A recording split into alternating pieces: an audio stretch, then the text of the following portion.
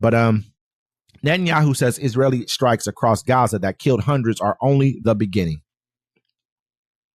Israel launched airstrikes across the Gaza Strip early Tuesday that killed more than 400 Palestinians, local health officials said, shattering a ceasefire in place since January as it vowed to force Hamas to release more hostages and relinquish control of the territory. Prime Minister Benjamin Netanyahu ordered the airstrikes after Hamas refused Israeli demands to free half of the remaining hostages as a precondition for extending the ceasefire. Israel's deadliest bombardment of the territory in the 17-month attack killed mostly women and children, according to the Gaza Health Ministry. Netanyahu said the attack was only the beginning and that Israel would press ahead until it achieves all of its war aims, destroying Hamas and freeing all hostages held by the militant group. Hamas said at least 6 senior officials were killed in Tuesday's strike. Israel said they included the head of Hamas's civilian government, a justice ministry official, and 2 security agency chiefs. I mean, 400 people, man. That's just a start. They're going to kill them all. They're like, look, we tried to help you and try to kick you off the land. The only way that you can save Gaza right now is the Arab nations have to step in. I want to say this really quick. You said 400 people. You made a very good point. So 400 people, right, were killed, right? But there's thousands that are injured. You know what I'm saying? And when we're talking about injury, we're talking about pieces of their heads missing, arms missing, legs missing, guts hanging out. You know what I'm saying? Injuries you won't be able to recover from mentally. You know what I'm saying? Like, it's more than that. And you sent me over some footage, man. It was just tough to watch. It was some children, man, like little children. Like one of them was like a baby, man. And you could see the body was just completely lifeless, man. It was sick. And the other kid, man, had its, like part of its head, man. It was sickening to watch, man. And no, these are monsters that we're dealing with here. We're not dealing with regular people over here in the Middle East over here. I'm not talking about the Palestinians. I'm talking about the Israelis. I'm talking about their government. It's hard for me not to look at the people and want to blame you, but people would have to look at us and want to blame us for what we have over here and the monster that we have over here in Trump.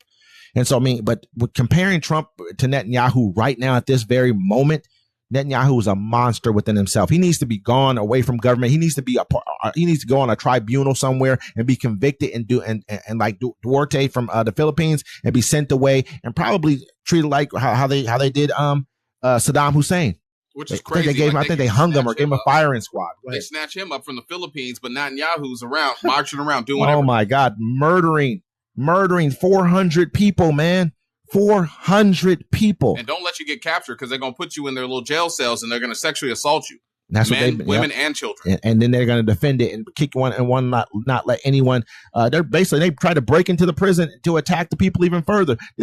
We're dealing with some sick people, man. Well, the whole thing is, and they run like you said before. Looking at it like, hold my beer, because we're going back to the parts where they're trying to take away our rights. They've already took away part of our civil rights. They're taking away. They're bringing back segregation. You know what I'm saying? They're erasing our history from the history books. We will not go quietly.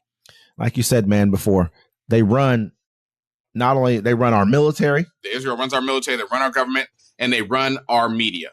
That's why they're sending ships over there right now. That's why American ships are getting shot at in Yemen. It has nothing to do with America. It's for the interest of Israel. I mean, but because we have an interest in Israel. We send them weapons. We're supplying everything that you saw that was tore down in Gaza was an American weapon that we gave them. That we gave you. We gave you this stuff. Like we're sitting here yelling at Ukraine, like give us back our money, but we're giving these people money just to knock down buildings for no reason because they're going to go steal the land later. Because it was like knock down everything. We'll be in there to come steal it anyways. Don't worry about it. The American media is controlled by them, and they make you think the people in Gaza are not humane. They're not humans. They deserve to die.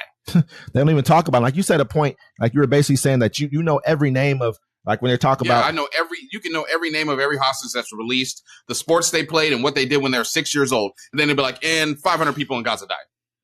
500 Palestinians. Yeah, I mean, they release a hostage. They're like, hey, this person, they tell you all the names, but they're like, and 200 prisoners were released. No, the reason you call them prisoners because you took them prisoner. You took them prisoner, not because these were actual people who were like needed to be arrested.